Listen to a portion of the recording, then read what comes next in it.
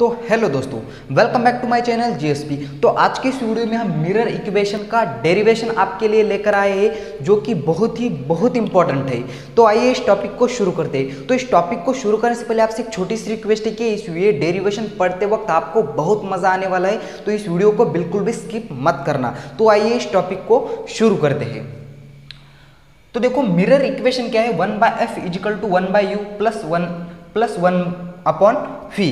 तो इसका हम प्रूफ देखने वाले हैं। तो दो कंसेप्ट का यूज करेंगे हम, using concave mirror and convex mirror. दोनों के टर्म में आपको डेरिवेशन प्रूफ करके दिखाएंगे, दोनों में यही आएगा।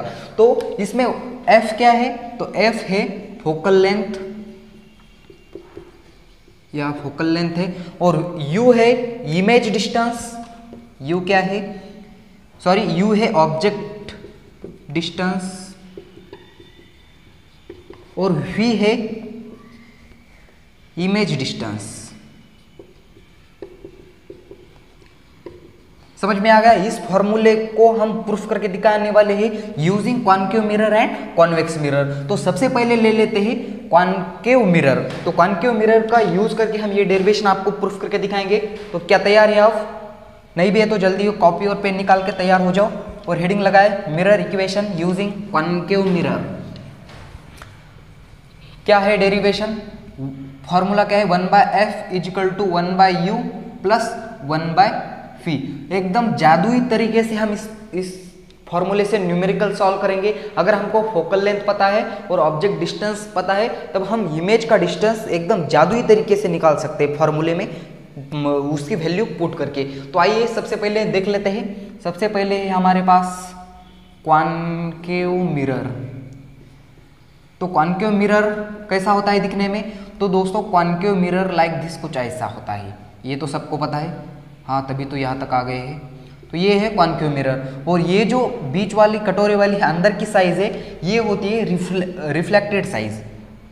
तो यहाँ से एक प्रिंसिपल एक्सिस पुट कर दिया, यह होता है पोल P, और मान लो कि यहाँ हमने एक ऑब्जेक्ट रख दिया O, और यहाँ से ऑब्जेक्ट से निकली हुई इंसिडेंट रे इस पोल से, एकदम पोल है इसका मतलब बीचों बीच टकरा के उसी रास्ते से वापस आ गई। तो इसी रास्ते से वापस आ गई, और दूसरी एक इंसिडेंट रे हमने यहाँ से ऐसे इंसिडेंट करवा दी, और यह इंसिडेंट रे रिफ्लेक्ट होके ऐसे यहाँ अंदर चली आई। और यहाँ से आप सबको पता है, यहाँ सपोज दैट ये प्लेन है, एक इंसिडेंट रे आ गई और रिफ्लेक्टेड रे आ गई, और यहाँ से बीच में होता है नॉर्मल रे। ये होता है रिफ्लेक्टेड रे, इंसिडेंट रे, और ये रिफ्लेक्टेड रे, और इसके बीच में नॉर्मल, यहाँ से एंगल अल्फा और यह एंगल सॉरी थीटा और थीटा, ये दोनों एंगल सेम होते हैं। ये तो बात आपको बचपन से पता है। तो यह कंसेप्ट हम यहाँ यूज करेंगे। तो यहाँ से एक नॉर्मल खिंचवा दिया, यहाँ एंगल है थीटा और यहाँ भी एंगल है थीटा, और यह जो नॉर्मल है वो पास होती है सेंटर ऑफ कर्वेचर से, और दो इंसिडेंट रे जहाँ टकराती है वह इमेज फॉर्म होती है।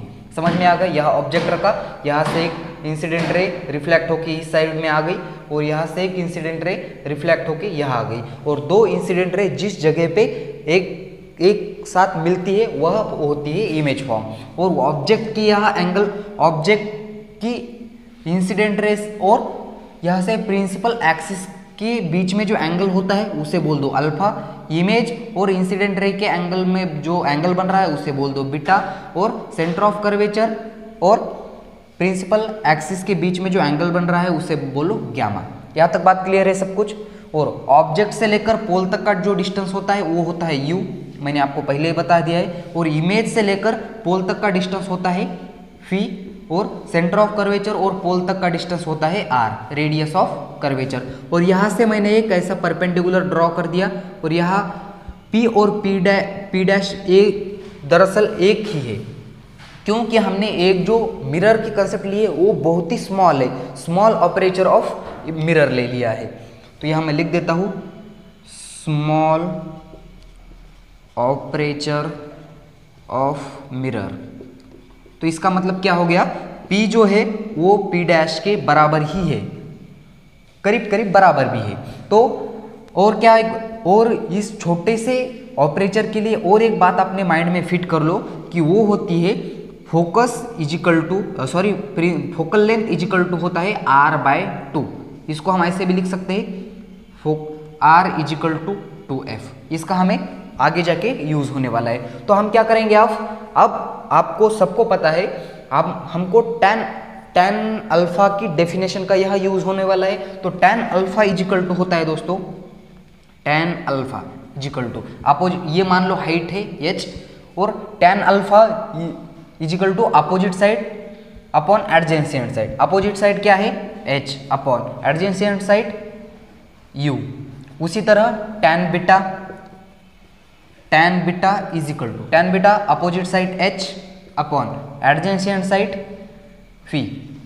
उसी तरह tan gamma is equal to tan gamma कितना हो गया अपोजिट साइड h, और यहाँ से यहाँ तक का डिस्टेंस r, c से लेकर पोल तक का डिस्टेंस कितना है r, रेडियस ऑफ कर्वेचर। समझ में आ गया यहाँ तक? कैमरे में सही सब कुछ दिखाई दे रहा है? देख लो एक बार, बिल्कुल सही दिखाई दे रहा है। अब ये बहुत ही स्मॉल ऑपरेचर है, इसका मतलब क्या हो गया, tan अल्फा करीब करीब अल्फा हो गया, tan अल्फा करीब करीब अल्फा हो गया, tan बीटा करीब करीब बीटा हो गया, और tan गैमा करीब करीब गैमा हो गया। ऐसा क्यों? क्योंकि ये बहुत ही स्मॉल ऑपरेचर है, इसलिए tan अल्फा करीब करीब अल्फा, tan बीटा करीब करीब बीटा, tan गैमा करीब करीब गैमा। अब क्या करना है, हमें एक कंसेप्ट यूज करनी है। तो आपको ये एंगल दिखाई दे रहा है, मैं यहाँ साइड में ड्रॉ कर देता हूँ ये एंगल, यहाँ से या बाहर का एक्सटर्नल एंगल है गैमा, अंदर का एंगल अल्फा, और यह थीटा कौन सा है ओ, यह मान लो हमने m नाम दे दिया OMC। इस OMC में जरा देखो, आपने ये 10th में कंसेप्ट पढ़ी होगी, एक्सटर्नल एंगल इजिकल टू इसकी दो इंटरनल एंगल की एडिशन होती है, ये बात तो सबको पता है। तो मैं यहाँ लिख देता हूँ इन ट्रायंगल कौन से OMC। क्या होगा OMC में, external angle gamma is equal to internal angle की एडिशन अल्फा प्लस थीटा। इसे इक्वेशन नंबर 1 दे दिया मैंने। फिर मैं क्या करूंगा, फिर से एक बार इस ट्रायंगल में जरा गौर से देखो, यह ट्रायंगल मैं ड्रॉ कर रहा हूं, ये एक ट्रायंगल है, और यहां से यह एंगल है बीटा, यह गैमा एंगल, और यह का एंगल थीटा। फिर से एक बार वही कंसेप्ट, इन ट्रायंगल कौन सा एंगल है ये, CMI में देखो जरा CMI। फिर से एक बार external angle beta is equal to gamma plus theta. अब मुझे यहाँ तो थीटा तो कहीं मेरे पास है ही नहीं, तो मुझे इस कंसेप्ट को कैंसिल कर देना है, तो मुझे इसका सब्सट्रैक्शन करना पड़ेगा। तो gamma is equal to alpha plus theta, और beta is equal to gamma plus theta. तो इसकी मैं सब्सट्रैक्शन कर दूंगा तो नीचे के साइन चेंज हो जाएंगे, theta theta cancel, gamma minus beta is equal to alpha minus gamma. तो ये गैमा इस साइड में भेज दिया, तो gamma plus gamma 2 gamma is equal to alpha as it is, minus का बीटा उस तरफ चला गया तो प्लस का बीटा। अब सीधी सी बात है, इसकी वैल्यू पुट कर दो।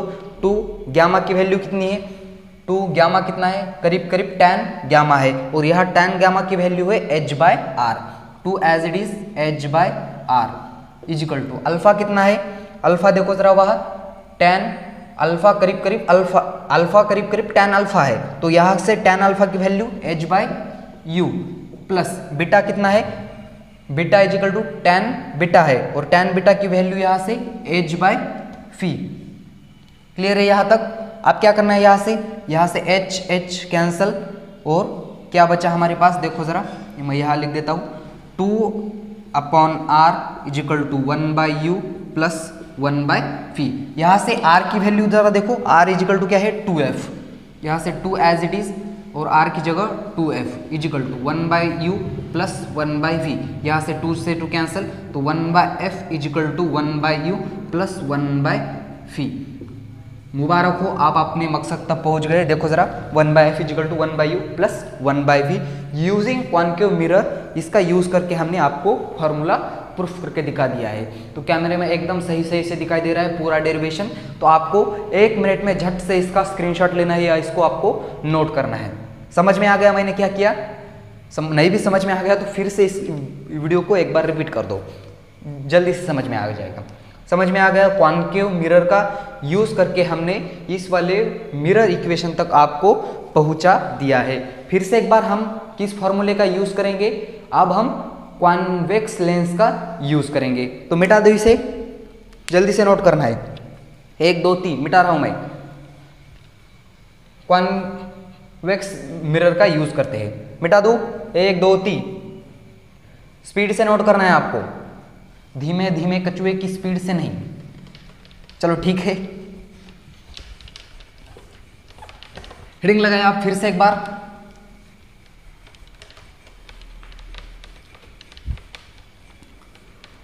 फिर से एक बार हेडिंग लगाई जाए भैया। Convex mirror, convex mirror. तो कॉन्वेक्स मिरर दिखने में कैसा होता है? उसका होलिया लाइक दिस, कुछ ऐसे। ये वाली साइड रिफ्लेक्टेड साइड है और यहाँ मैंने ऐसे कुछ कलर लगा दिया है इस मिरर को। फिर से एक बार यहाँ से प्रिंसिपल एक्सिस, यहाँ पोल P, मान लो यहाँ ऑब्जेक्ट रखा है O, और यह इंसिडेंट रे इसी रास्ते से जा रही है और इसी रास्ते से वापस आ रही है, यानी कि ऐसे अंदर भी जाएगी और कुछ रे रिफ्लेक्ट भी होगी। समझ में आ गया? और एक रे मैंने ऐसे रिफ्लेक्ट करवा दी यहाँ से, और ये रे, अब देखो जरा, ये जो मिरर है वो ऐसा मुड़ा हुआ है, इसका मतलब क्या होगा? ये ऐसे वहां से पास होगी लाइक दिस, कुछ ऐसे।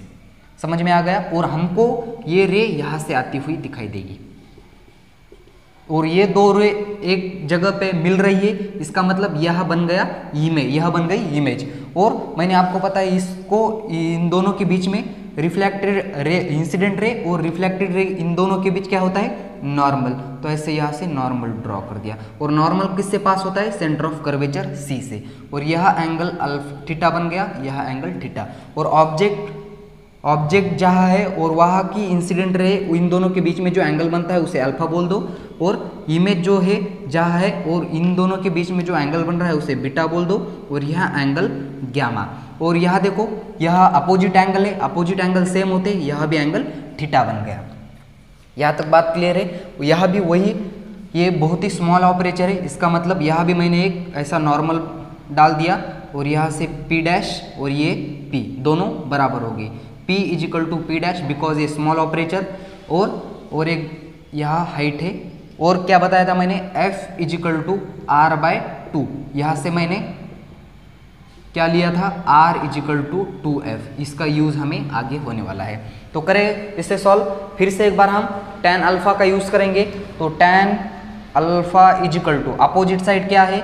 H अपॉन, और ऑब्जेक्ट से लेकर पोल तक का डिस्टेंस होता है U, ऑब्जेक्ट से लेकर, सॉरी इमेज से लेकर पोल तक का डिस्टेंस वो होता है V, और सेंटर ऑफ कर्वेचर से लेकर पोल तक का डिस्टेंस वो होता है R। ये मैंने पिछले वीडियो, पहले डेरिवेशन में भी आपको क्लियर कर दिया है।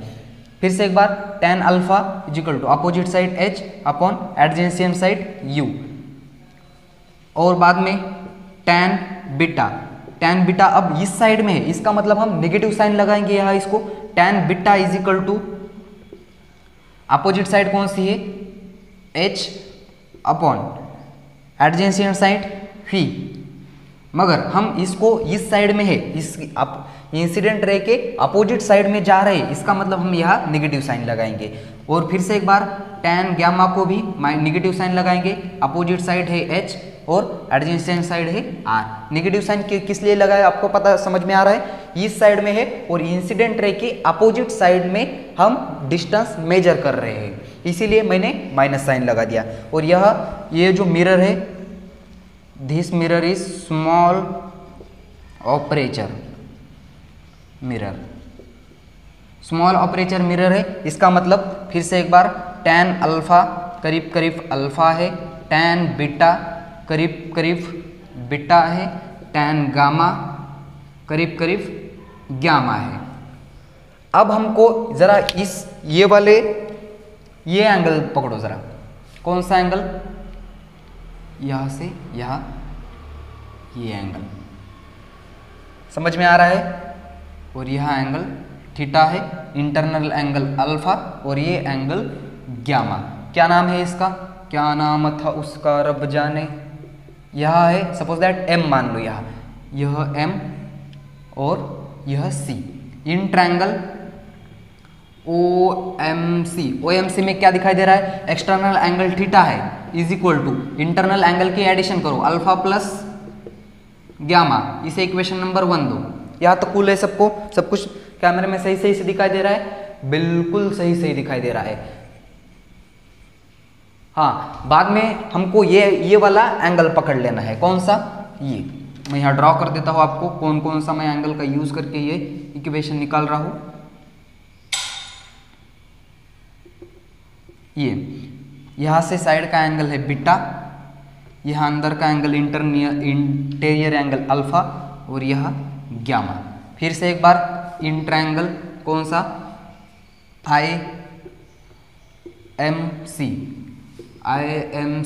IMC में क्या है, beta is equal to theta plus gamma. इसे इक्वेशन नंबर 2 दो। अब मुझे क्या निगलेक्ट करना है, यहाँ से थीटा निगलेक्ट करना है, तो मैं यहाँ से थीटा ये गामा को इस साइड में भेज दिया, तो beta minus gamma is equal to theta. अब यहाँ से थीटा की वैल्यू क्या है, ये वाली थीटा की वैल्यू यहाँ मैंने पुट कर देनी है, यहाँ मैंने थीटा की वैल्यू पुट कर देनी है।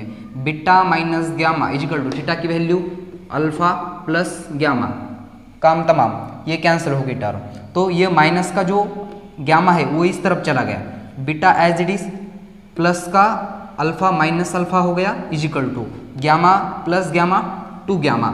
सीधी सीधी वैल्यू पुट कर देनी है। बीटा की वैल्यू कितनी है, बीटा इज इक्वल टू करीब करीब tan बीटा है, और tan बीटा की वैल्यू है minus H by V minus as it is. Alpha की वैल्यू कितनी है, अल्फा है करीब करीब tan अल्फा, और tan अल्फा की वैल्यू है h by U is equal to 2 as it is.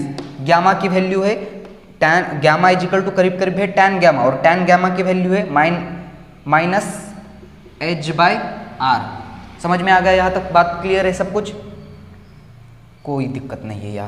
यहाँ से माइनस एच कैंसिल हो गया, क्या बचा 1 by V plus 1 by U is equal to 2 as it is 1 by R की जगह ये 2f।